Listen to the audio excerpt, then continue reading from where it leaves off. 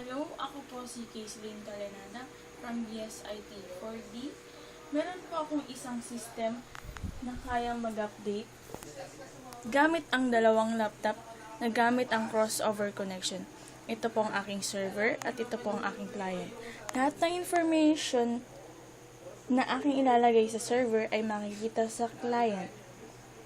So, mag-input po tayo, mag-add po tayo.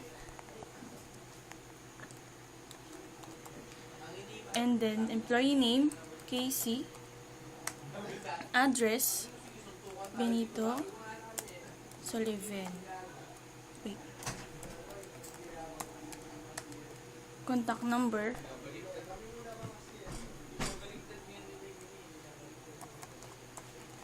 Yan po. For example lang po yan.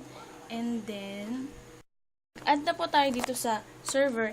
And then, makikita na po natin siya ngayon dito sa client. Ayan po. At dahil nga po connected sila sa isa't isa, maaari rin akong mag-delete dito sa client. So, delete.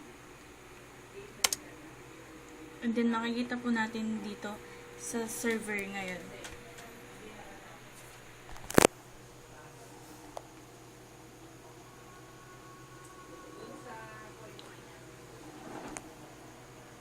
Maraming salamat po.